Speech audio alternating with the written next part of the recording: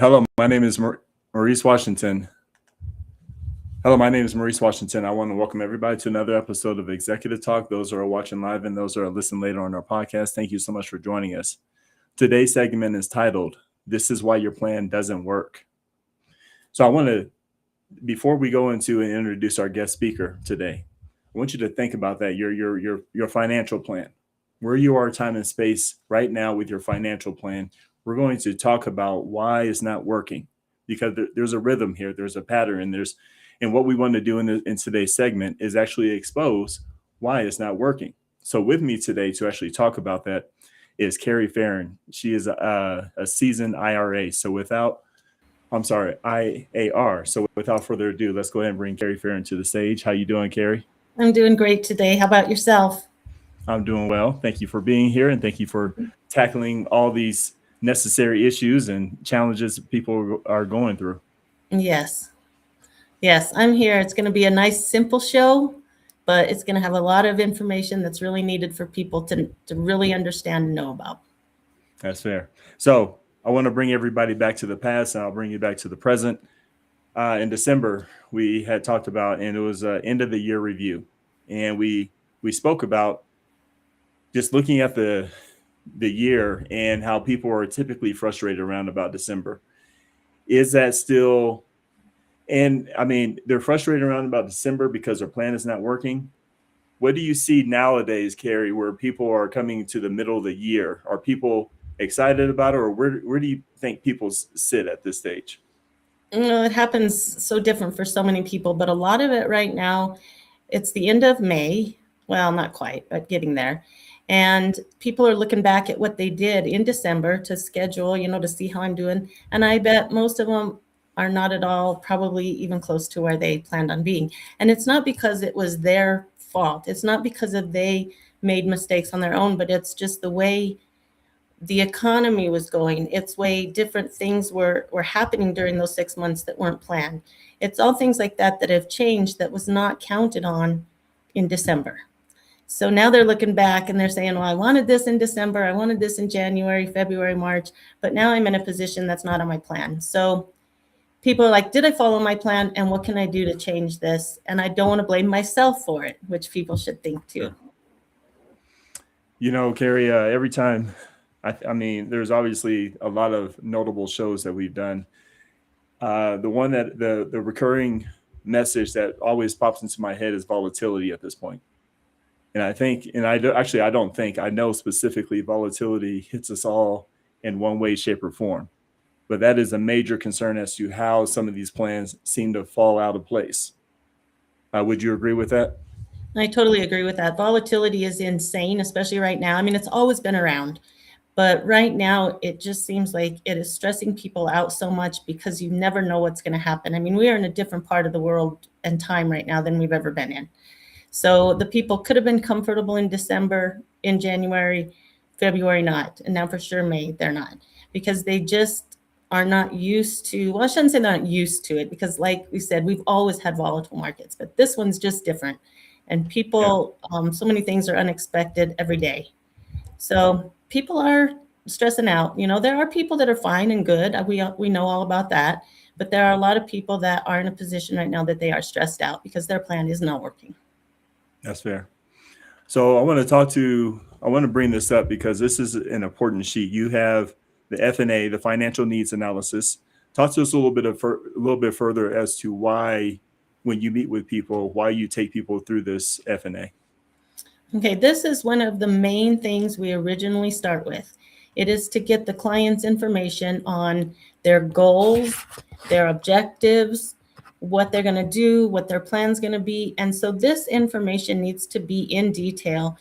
When we do this, I know people can be kind of holding things back if they're embarrassed about it or if they don't want to show. But to be able to do a real financial analysis and show some results that you want, we do have to get all of the information. So what I want to do and what I need to do with my clients is get that trust so that we can go through, get this information so I can provide the best options and the best, whatever I can do for the client because of these questionnaires. Folks, I want to introduce something to you.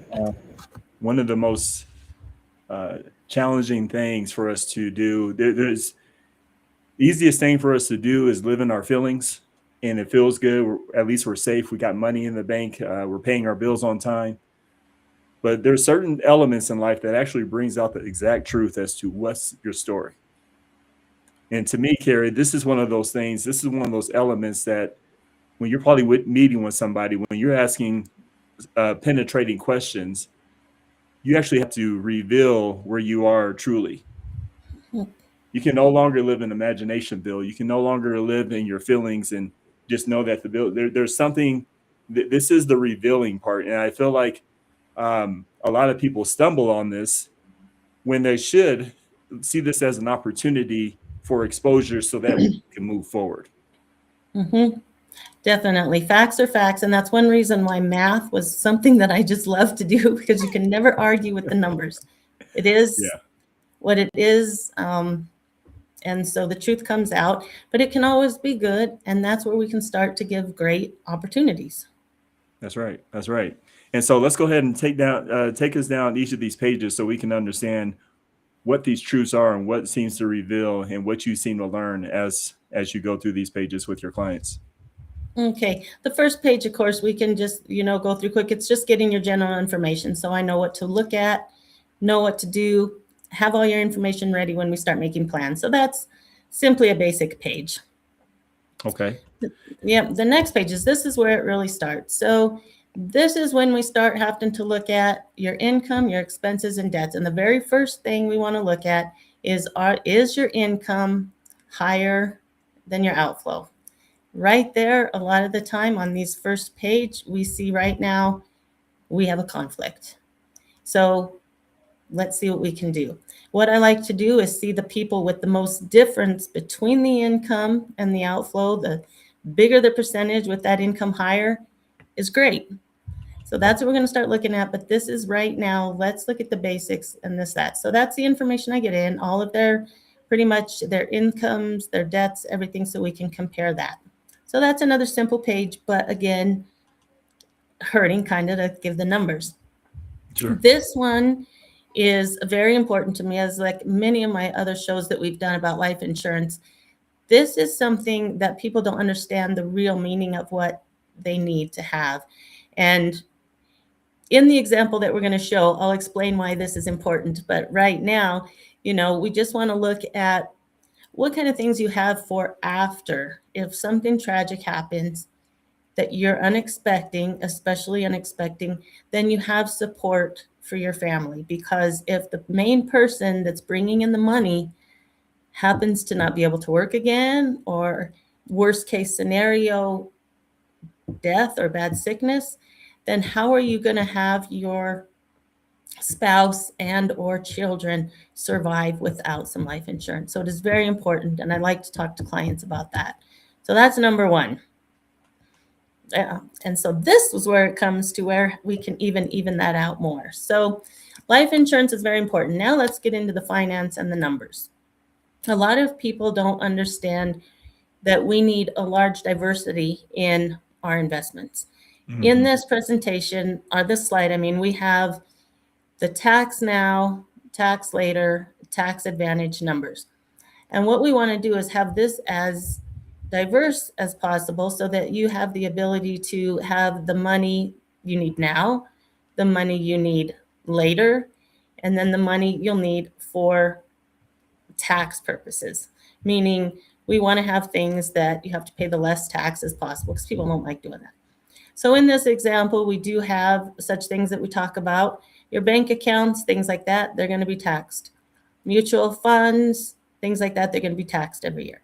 So that's one thing. But these are like your income that you need to have so that you can pay your bills, so that you can even go on your vacations, whatever. You want to have access to that money, but you are going to be taxed on it. The middle one that you're going to get taxed later are very similar to your 401k, your IRA, your annuities, all these things. They last a long time till you retire. You can't do anything with it till you're 59 and a half. And then, of course, that also comes in the taxes when you start paying the taxes. And so that's something people really need to look into. And then on that slide before that, I saw these were kind of weird, but there was a tax never. And we have those things like your Roth IRA, your life insurance, cash value, things like that. So this just shows the diversity that you can have in the different tax brackets and how and when you can use that money. So we always want to have this divided into each section so that you're not just stuck. A lot of people just have like a 401k or an IRA. Well, can't do anything with that till you're 59 and a half. So we need to figure out these other two boxes that we have on how to fill it in. So that's another reason I need to know all of the information, everything you have out there, so that I can give you the most appropriate and detailed, result that I can give you. Sure. And is this, in this particular page, is there some more important information that you gather from here? Yeah, that's, kind of what we talked about before. And when we talk about these things, I also want to know, even like it talks about your contributions here, how much your company is doing the contribution, if they are anything contribution. And then I also like to look, even it's not listed on here, but I also like to look at expenses. Some things you're paying a lot of money for when you could diversify that into getting the same thing, but less costs. So this helps me too on when we look at these, we want to look at the fees also. So it gets even more detailed as people think on how we can do the best. And also when I talk about fees, it's not like I'm asking people to get, this is how I can have you do lower fees, which I like to do, but we also want to put in there too, let's compare the fees to the benefits or whatever that you're getting. So a lot of people want to look at that too. It's like, I'm paying a lot, but I don't want to pay anymore. But what is it that you have that you're paying for? So it's another thing that we do when we look at all of that. Very important. It's very important. And I want to, as you go through this and as people are kicking out your information, and to me, Kerri, this is what I see. You're going through these pages, people are giving you information. And do you feel like some people find themselves comfortable where they are, but still stressed all at the same time as to what the possibility and what they might be coming into? Yeah. And that just made me think of a client. I won't, put in detail, but I remember she is comfortable with what she has because she sees that things will be taken care of in the future, but she knows it's going to be very tight and that she shouldn't really expect that. So yes, I see people that feel comfortable where they are because they really think the future, but in the back of their mind, they're saying, this isn't going to work. But they just want to have that mindset that, okay, I have this stuff. I do see my Social Security coming in the future. I'm going to be fine. But yeah, I mean, and it's true, folks. This is who we are. There is a comfort that comes with us when we think things are good. We think because we have that 401k, it's going to be enough. We think we're doing all the right things. But you have a good start. You have a good rhythm. But Kerri and I mentioned something at the beginning of the show, which is volatility. It's, when you see sheets like this and Kerri's going through this, there's an exposure as to, are you ready for volatility when it comes? So when you're frustrated when it comes to December about your plan and, man, I'm stuck again. There's volatility. There's a pattern of volatility that comes within your months, that comes within the year, that takes away from your future. So on paper, and as you feel good about where you are, you're not stressed, you still have a home over, your roof over your head, but there's still areas that are still exposed.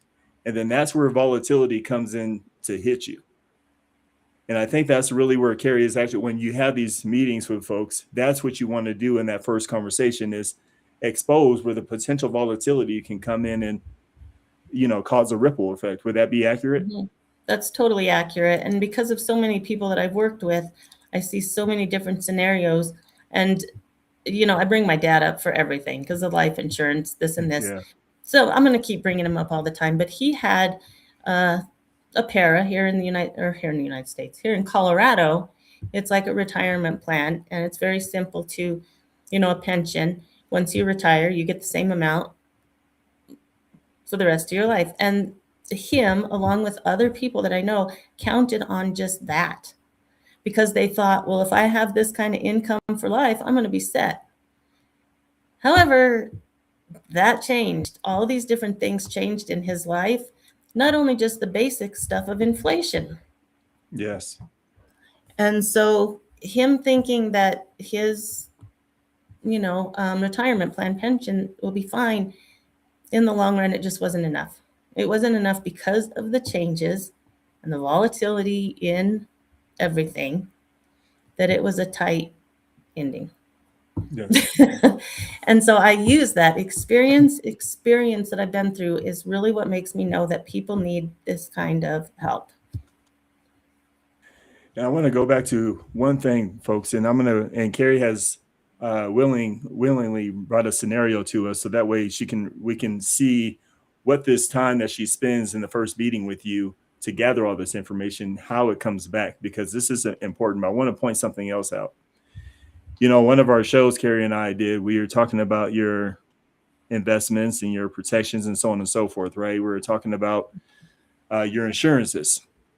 When you talk about insurance, to me, there's some insurance that you can get approved for, but this is where those insurances where health is wealth comes into play, right? So some of this stuff is directly hitting your health questions.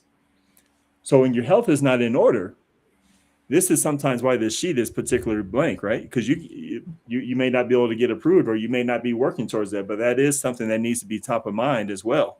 Mm-hmm. Is that accurate?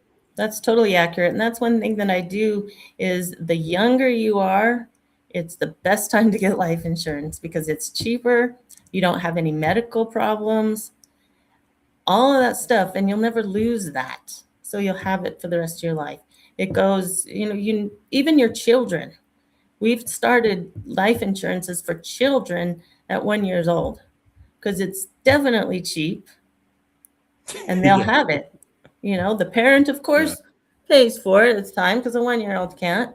But in the long run, they take it over in the future and they have the life insurance that was incredibly cheap and the ability to have that cash advantage in it. So the younger you are, even if you're not married, you should still get that life insurance because it protects you also in the future. Because many can attest that health is a volatility, folks. You cannot plan for what you may go through in your health. Okay? Yeah, exactly. And that's what is also on this life insurance is a lot of people don't know how they have the long-term care riders on that. And then when people think their long-term care is when they get older, they have to learn that that's not true either. They could get long-term care at the age 30 because they can't do their work. And people need to be covered with that. And, long-term care is expensive. So if you can add that on as a rider on your life insurance, you have, those benefits in the future too. So there's just so many things you can look at. Well, let's go ahead and bring up the scenario that you gave to us and take us through this pattern, because again, this is where Kerri has met with you. You have willingly given your information. You're willing to face the truth. Now she's able to come back and give you those numbers. So talk to us about this next meeting. Okay, so I met with these two quite a while ago, and this is one of many that I do, of course, and this one's very basic. The numbers don't look really high like, other ones, but that's because I want to make this one simple.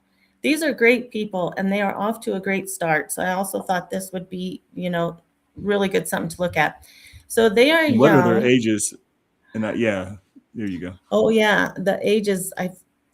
One was okay. This is funny because one's in their 30s and the other's in their 50s. The husband is in the 50s. Yes, they're an awesome couple. It's amazing on how they. So I don't know the exact. I just know that those are the range, and this is why this was another one that was really interesting and important to look at. Okay. Yeah. So That's a good thing. So, and the wife is the youngest. And the Okay. wife is the one that had a job before and was the one that had the 401k plan set up. So she did have some information from a job before, which is good. And then the husband, he was older and he also had money in a 401k before. Now they have both decided to start their own business. That's why Mhm. this one also is really important. They started their own business, but they do have some money that's sitting back from previous employment. So Okay. that's where we get to start and start looking at those numbers and how we can change those. And this is how it totally changes. You have to look at this at least quarterly to make your plans when you have your own There you go. business, because these numbers, they talk about movements on that. This is worse than the market. It could be. Yes. So this is one thing I wanted to look at these, because this is our starting point with this basic money and how we're going to go to put it in the system, how I get the results, and what I can do to help this in the future. So that's the basic info of what we're going to work with. Okay. And I want to bring something up because Kerri has introduced the pattern. This is exactly what happens to folks. You got married in one way. Both were employed, right? Both, or they're still employed. They have it's just a difference, right? But they were one. They came into each other's lives W-2, but now they're in a different phase in their marriage. Now they're both business owners. Am I hearing that correctly? Mm-hmm. Okay, folks. So we're talking about life changes just that quick. All right. So just keep in mind how quickly those decisions alter those plans. But go ahead and move forward with this. Okay, so this slide comes out, and this is kind of the results of everything that we've done. So this is going to show what the results are from what we're going over. And so it talks about the survivor goal for Jeremy, 86%. So since the wife is actually bringing a little more money than Jeremy is, then Jeremy needs that higher goal, which is 86%. Survivor goal is down, disability's down, Jeremy needs 100% disability. So these are the numbers that we looked at. So this is just a scenario of how this is going to end. And you'll see how I got these numbers, or how the system got these numbers as we go through. But these are kind of strategies, what they have and what they're going to need. And you see that, yeah, we got some work to do with them, but we can work on this. We can work on Well, that's this. good. This is what And makes it again, fun. that's right. But again, folks, I wanted to understand, have everybody understand the power of telling the truth. Now, Kerri says something powerful. I can explain. We can figure out how to get this going. How can we make this scenario work? So take us down to this. This. Oh, Yeah. okay. This is Yep. good. So yeah, so this one comes down. It's still where they are. They do not have long-term care. They have no emergency fund. However, their debt management is awesome. It's at 92%, and usually 80% and above is pretty good. So at least we have the debt going, really well. So we're not going to be really worrying about that. But when you see these other 0%, especially the emergency fund, things like that, this is what's really where we're going to, have to really sit down and figure this out, because I do see some There you problems go. here. However, problems are projects. That's the way I like to look at that. And exactly. And we're going to work on how we can do this. So again, this is just the first scenario of where they are and what we're going to do to be able to help them. So, Kerri, let me ask you this question just based off of this. When you see this just in what it is this an exposure? I know you said there's a problem, but this is a good couple. I want to make sure we clear that up right now before I'm not trying to create a scenario where this is bad, but let's just be honest. Let's keep on that pathway. Is this an exposure that you see from your standpoint? Mm-hmm. Yeah, it's exposure, and it also scares me. I shouldn't say that. It doesn't scare me. It concerns me. Let's use that word. It is because now that they have their own business, these emergency fund and long-term care, I think, are and insurance and all that are very, very important. So even with this, it sticks out. And it's like, okay, There you this go. is something we really need to look at, because having your own business is different than being employed, because you have some of those benefits. But even those positions, you need to care about your personal family and take care of yourself, not having the business take care of you. So, Yeah. yeah, this sticks Okay. out, and we're going to work with it. We're gonna work And with then it. that's just the last page on that. It shows there 71% retired if they have the projected amount, which is, this is interesting too, and we're going to go over this, but with all the information they had, the total amount to retire is $4.4 million. That is with they are right now, with the costs of everything, with, you know, the business that they have. This is just as it is now. So this can change dramatically as time goes by. It can go up, it can go down because of whatever change it's made. But it has also on there that the prospect here with the income, this is if you look at the income that they have, counting Social Security, counting all of this stuff, they're projected to have 3.1 million if they save 3,322 a month. Okay. Well, that is the total scenario. That's what came up with the numbers we put in. And this shows this is what you need. This is what you need to save. And this is what we would have to keep no matter what, minimum, because of changes and inflation. So this right here, yes, this is true. These are true numbers. I experienced them. And Yes. so if they're going now, they are saving right now. It looks like almost 3,000 a month. That's why it looks like 71% is pretty much set, but that's to keep for months and months. So reality, this is where reality is. All right. So now we have this beautiful graph here. What does this mean? So this is symbol, this is the cash flow, and this is what I love. I talked about it earlier, what their percent is. Their income is over their expenses. They have that discretionary income of $3,971. That means that does not go to the bills or any loans they have or anything like that. That is the discretionary income that they can use for other things. Okay. However, that's why that shows they're able to save that 3,000 something. That shows the site before. Yes. If that's how that result came up. But we know that is going to change because that's the discretionary now. Now you have to learn on that. You know, your income's going to change. If they buy a house, that's going to change it. All this stuff is going to really change that discretionary income. So you cannot count on that. And that's why you have to review this all the time, especially when you have those big changes. So that's what that shows. But the big thing right now is that they're great with their expenses are less than their income. Great. Now I'm gonna go ahead and throw this in the atmosphere here. So we have $3,000 of discretionary income. What does that do to people knowing that they have that much discretionary income? Does that provide a high level of comfort? Yes, at the time it does. Yeah. Is there a potential trap with that number? The potential trap is when they have money, they spend money. That's it, folks. Remember that.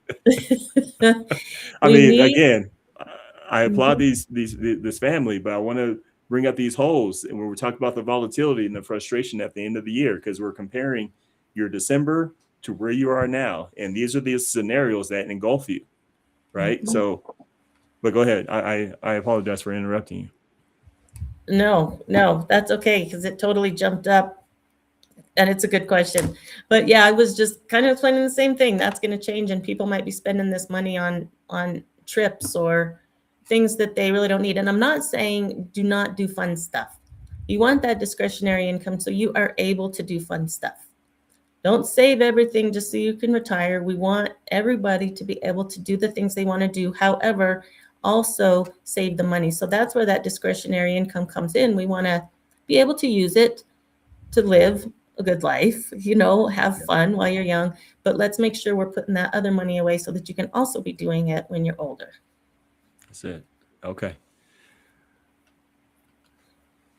So what does this page represent? So this talks about when we get into the life insurance. So this one is for if Jeremy dies today. Now, the reason these numbers are so different is because when they were both employed before, the spouse had the more income coming in. So if he died, if she died, then he wouldn't need that much because it will all come from her. And so it's the other way around. So in this Sure. situation, it looks like as of now, the life insurance really that would work for him is the 79,016, and he's got some. So he's in, progress up. But again, this is just showing because of the debt and the income they're having right now. Okay. If when the business grows, when they buy a house, if they have kids, I don't know. But all that's going to change, and that life insurance amount will change. So that's where they are now. So off the top of your head, when you see a page like this and you see this information, what opportunities do you see for this particular scenario? Opportunities on how we can work with this one and Yeah. get How it. can they? Yeah. Yeah. So this is where life insurance, comes in, because what they're using for the emergency and life insurance is what's in their savings account right now. And that's why it shows that they need more of that funding in there. So that shows, he has no life insurance. He only has the cash that's available. And that's what they'll need to continue to live the life that he is now. We don't want someone to happen to one of them and the other one has to, is just in a worse position. That's So right. that's what that shows. But that shows that you're either going to really have to save a lot more money up, or let's put less amount in there to get a bigger life insurance. That's it. And folks, I'm taking you through this because I want you to understand this is opportunity for those decisions, for accurate decisions, for execution on the future and making the right decisions. You need the exposure. You need the exposure to that truth. And that's what Kerri is allowing you to do, is to see how it triggers events for her so she can say, hey, here's the right decision. Here's where you move forward. So that, and she was talking about this as an opportunity. Here's the opportunity. And what does this represent for you? And this one went up huge because she's the one that had most of the money. So if she passes, then to come up with the total amount that was shown at the beginning of how much they need, she would have to have a much higher life insurance for him. As you can tell, the difference is huge. And this is all because of the money that they have sitting in their 401ks right now. She had more money in hers because she worked more. But that's the reason hers has to be bigger for Devin to survive. And that's what's scary. So they're not even close to that.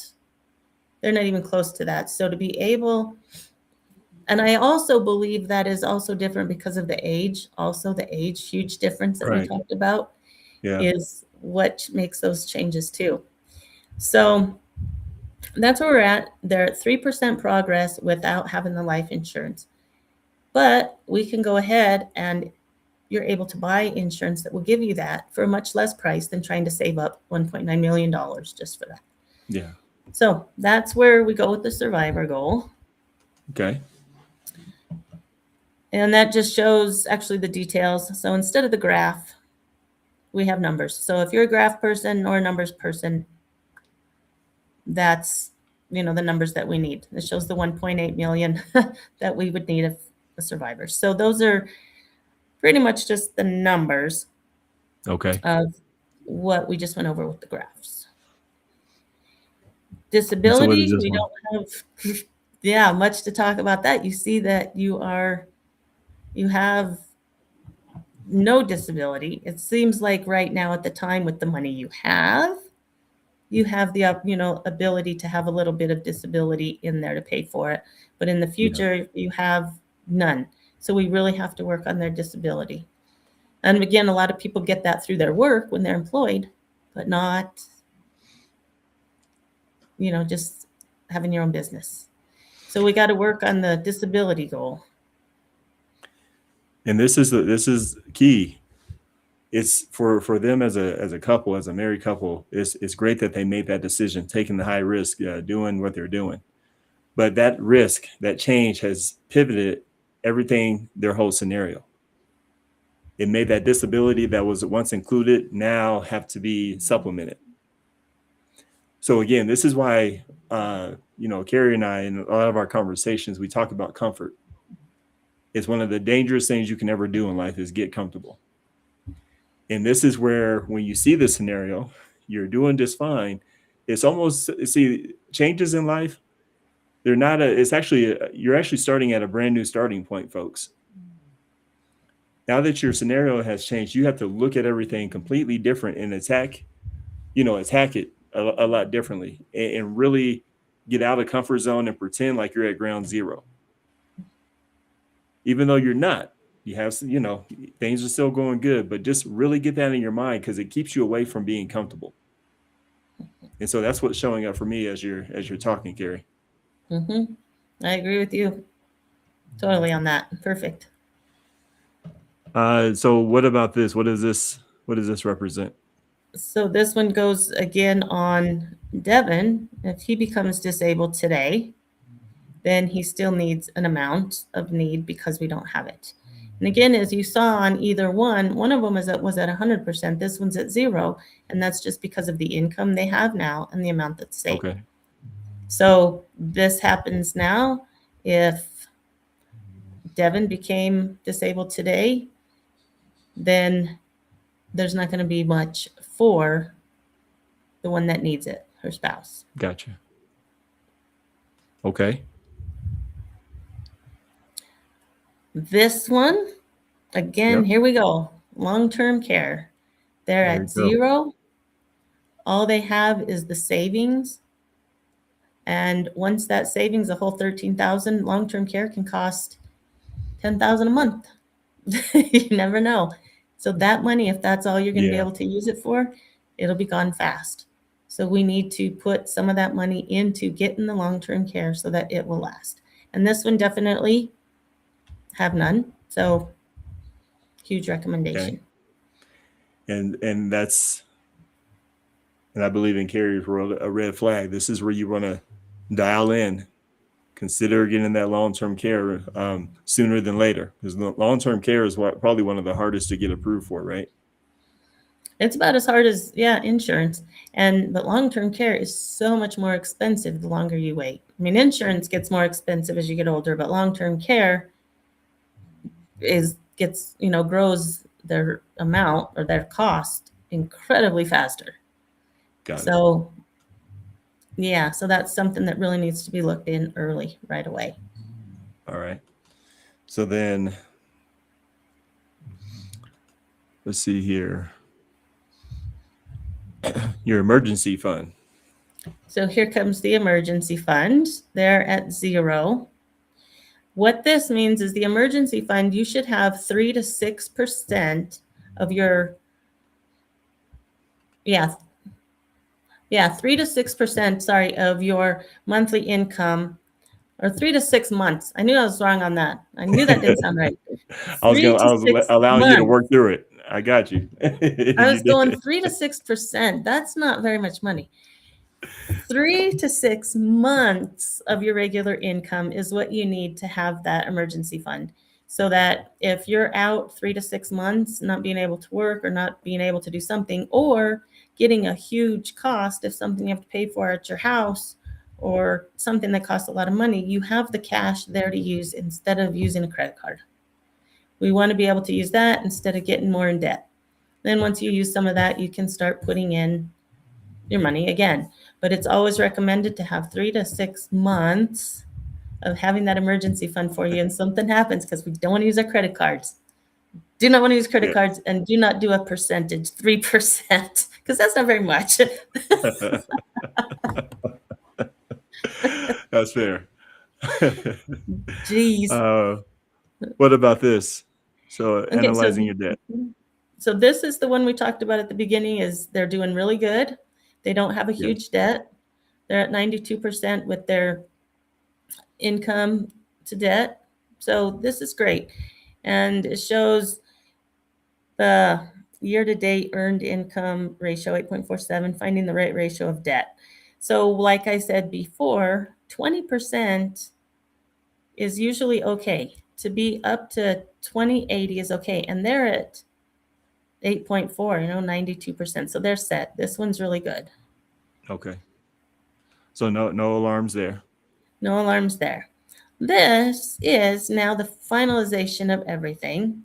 It shows how much you have, how it's growing, how much more you need to be able to live the rest of your life.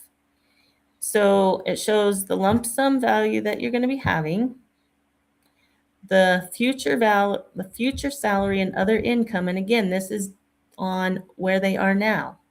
So this is going to change dramatically since they have their own business now. But this is what we scheduled in December. Okay. And as we were talking about before, things change, volatility. People aren't looking at their, information. So this graph can totally change, but it also shows how much your shortfall is to be able to get to your retirement. And that shortfall is $1.2 million.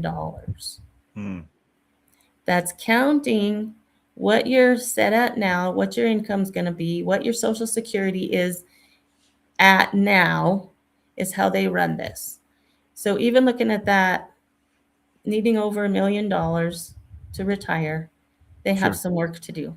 And this is where it comes in scary. And this is where I can help people to look at this in a different way and look at so many different options that we can play with to find the best solution to fix this. But this is the reality. This is what that kind of graph shows from the numbers we have. It shows where they are, what they need until they're done. When life has come to an end. I smile and I kind of smirk because I don't like talking about that. It's something I just don't like talking about, but it's another reality. It is what it is. Yeah. And we want to have our people do the best they can until that time comes, living the life like they are now, if possible. So that's what it shows. And then that's where I go from when seeing this, that's when I can now go for all the different options that we have, which we have a lot, and that gets into more detail, but that's where I can start seeing what we need. Yeah. And this is kind of this in a graph. It shows right now where you are income. And it shows, again, another smaller one for Jeremy because he needs the more money. So his less is, he's going to need 3.1 million. And he's short. No, I'm looking at the wrong. Sorry, I'm reading wrong. The very top one is he needs 4.6 million. Yeah. So his loss is 3 million. So he needs to make up quite amount of money because it's not scheduled to do that with the money and the income that he has. So that's, again, where we look at this, what we need to have to retire. And again, a lot of people get scared on this income. But again, I look at my dad. He had para, thank goodness, and he had the same amount every year. But what we ended up seeing is he spent over $2 million. That's what it cost for him to live just the last 10 years of his life. And that's just the last 10. Don't even add on the rest. So he needed over $2 million. And if it wasn't for that safety that he had, he wouldn't have had it. And I don't see many people anymore having those kind of pensions anymore to rely on, even when they were not enough.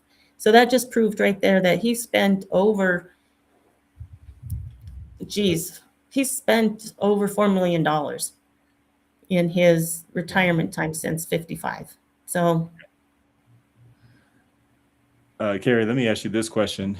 Year to date, because I remember we had discussed that back in November, I believe. We were talking about that 4 million, that 2.5 million, that large number.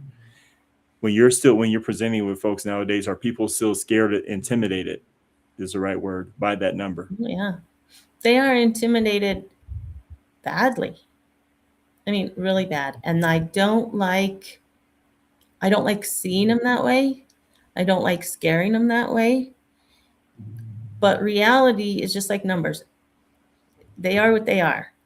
But what I like about this is because you see so many different possibility of changes depending on your income, depending on if you buy a house, depending married, kids, all this. So it can always change. So even at the beginning, it may look scary, but that's now. That's as of now. That's not really tomorrow. That's not yesterday. It's like now, because you never know what could happen the next day. Sure.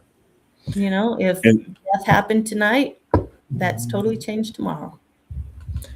So, Gary, for me, the way that I can perceive this is, as we round towards the end of this conversation, this is the opportunity for you to expose or find out where your exposures are, number one. And this is not a moment of comfort, not a moment of fear. It's a moment of attack. Now you know the exact decisions that you need to make in order to get prepared for the true comfort that you're looking to have when volatility hits. Because really, a lot of this is preparing for that volatility so that way you can keep moving through. And as I gather these pages, and I appreciate you taking it step by step, page by page, because that's the amount of information that you actually need to understand personally to really digest where you are and to move forward and to attack your comfort zone. And I think that's really the biggest challenge for folks when you look at it at the end of the year plan is attacking that comfort zone, because comfort is, well, comfort. It feels good, right? But it always feels bad when that comfort gets attacked. Yeah, isn't that the line? It's comfortable to feel uncomfortable, or something like that. It's like you look at the comfort, and I'd rather stay comfort in an uncomfortable situation. Yeah, that's it. And so, Kerri, we've covered a lot of information. I want to thank you for taking us down this pathway and exposing what this looks like to really start addressing your plan. Because again, I know nobody's intentions are to start the year off excited and look at the middle of the year frustrated, and at the end of the year totally, upset. So what final thoughts would you like to take us through in order to move through? What are our next steps for this? All right. So the final steps, the final thing that I think we're looking for, I've talked a lot about it. The process, what we need to do to go forward. But my recommendation is to really sit down and think about where you are today, where you are right now, and wonder if, okay, I think I'm going to need some help with this. I think I'm going to need to look into this, and really just look at reality. Don't let it scare you. It's not good. It's not bad. It is what it is. And I want people to understand that there are a lot of possibilities in the future. And I don't want people to ignore them, thinking they'll never get to them, because they can. And I'm here to help with that, to make it easier for them, that they can take the stress away, or I can take the stress away, hopefully, from them, because I'm the one that has the ability to just look at it as a numbers.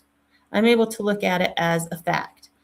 I'm not looking at it as the client, as the emotions that they have. So I'm able to help those people work with their emotions to understand the facts better. So I know that sounds a little weird, but what I really like doing is helping people get their emotion out, let them feel, let them see what they want to have in the future, but let's work together with the facts here, and let me help you out with that. So it's just something simple. That's why I love doing what I do. I love helping people. I want to have people live the life they want, and I want to be able to, pitch in everything I can to do that. Okay. I want to thank you on behalf of Executive Talk for, again, tackling another deep issue. We, as a society, as people, hurting is not the option. That's not the landfall. That's not where we need to sit. When we have an opportunity to get out of that place of hurting, and financially or emotionally or whatever that is, it's time to attack it and to address it. And financial seems to be one of those recurring issues that people constantly come through. So to be able to have a tool and be able to have your expertise and knowledge to help expose that truth and what it is huge. So I appreciate what you do out there in the business world, in the community, and what you do as a profession. So thank you for that, and thank you for your effort out there. And thank you. Thank you. All right. So Kerri, obviously we're going to have some more conversations because when it comes to finances, there's always something to talk about. Yay. Thanks for being here, Kerri. We'll see you next time. All right. Have a good day. All right, you too. All right. And for those that are still watching, I want to thank you for joining us and sitting in to hear Kerri and what she had to say. I want to acknowledge something that we acknowledged earlier in the conversation, which is the word truth. The truth will make you free. And that is exactly what meeting with people like Kerri does. It allows for the truth to come to the table, not to attack you, not to make you feel bad, not to make you feel beneath. It's to actually encourage you to move ahead, to be encouraged about the future, because now the truth allows you for the right decisions so that way you can reach those goals. Something that Kerri and I share mutually, we do not want to see anybody struggle. So this is why she's on this program, to talk about how we can break those barriers financially and move forward. So I highly encourage you to reach out to folks like Kerri, to have a sit down with her, know what she has to offer, and see where you can move forward in your life and move forward and get to a better place and deal with this volatility that we're seeing. Because no longer are we going to be the victim, we're going to be a victor. So I want to thank everybody for taking your time out of your schedule. But Kerri and I, we actually have to get back to work. So we'll see you next time. Thank you. Bye-bye.